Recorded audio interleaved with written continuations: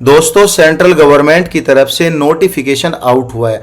इस नोटिफिकेशन में जेएससी की पोस्ट आई है, जूनियर सेक्रेटरीट असिस्टेंट लेवल 2 की पोस्ट आई है।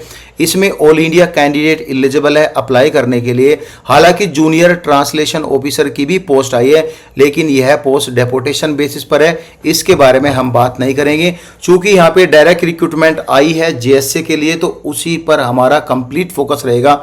यह जो वैकेंसीज आई है नेशनल इंस्टीट्यूट ऑफ आयुर्वेदा की तरफ से आई है। यह इंस्टीट्यूट जयपुर में है, तो जयपुर में ही आपकी पोस्टिंग होगी और जयपुर में ही आपको इसका एग्जाम देने जाना है। मिनिस्ट्री ऑफ आयुष का इंस्टीट्यूट है, सेंट्रल गवर्नमेंट द्वारा अप्रूव्ड है। अगर आपकी जॉब लगती है तो आपकी परमानेंट जॉब होगी और वह सभी फैसिलिटी मिलेगी जो एक सेंट्रल गवर्नमेंट के एम्प्लॉय को मिलती है।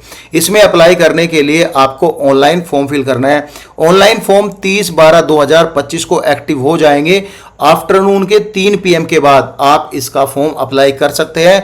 जब इसका फॉर्म एक्टिव हो जाएगा, लिंक आपको टेलीग्राम पर भेज दिया जाएगा। हालांकि नोटिफिकेशन एंड ऑल डिटेल भी आपको टेलीग्राम पर शेयर कर दी जाएगी। इसकी जो लास्ट डेट है 6 फरवरी 2026 इन वैकेंसीज की लास्ट डेट है।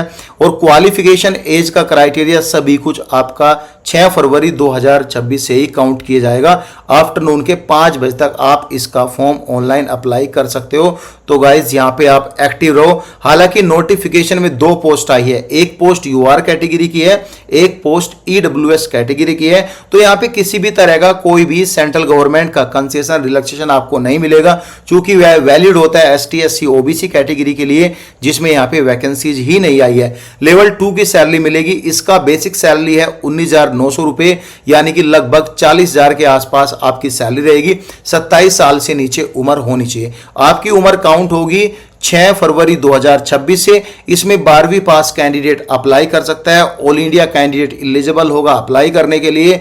और गाइस टाइपिंग स्पीड आपकी 35 वर्ड पर मिनट इंग्लिश और 30 वर्ड पर मिनट यहाँ पे हिंदी में यहाँ पे होनी चाहिए।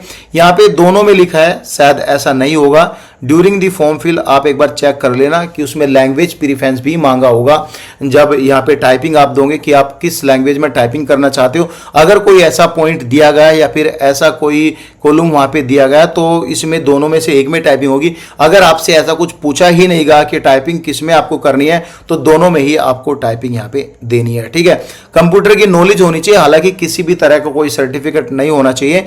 इसमें 12वीं पास से ही कैंडिडेट एलिजिबल होंगे अप्लाई करने के लिए। जनरल कंडीशन जो भी इंपॉर्टेंट इंस्ट्रक्शन है इसके बारे में बात करेंगे। क्लियरली यहाँ पे लिखा है the applicant must be citizen of India, यानी भारत का नागरिक होना चाहिए।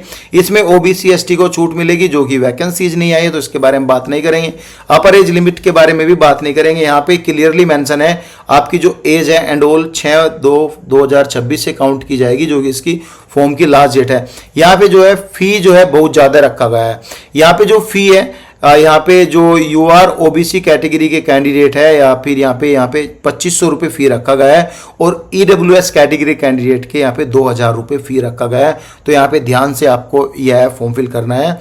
यहाँ पे क्लियरली मेंशन है 2500 और 2000 रुपये फीस आपको यह पे करना है। और गाइज ऑनलाइन अप्लाई करना है। फोटोग्राफ जो है 10 दिन पुराना, 10 दिन से ज़्यादा पुराना ना हो। तो यहाँ पे सभी कुछ दिया गया है, कैसे कैसे कितने KB में आपको फोटो रखना है, वही सब डिटेल यहाँ पे दी है। जनरल कंडीशन के बारे में क्या क्या है क्या क्या नहीं है। सो गाइज ये रही डिटेल। कुछ भी डाउट हो तो आप कमेंट कर सकते हो। Thank you so much guys.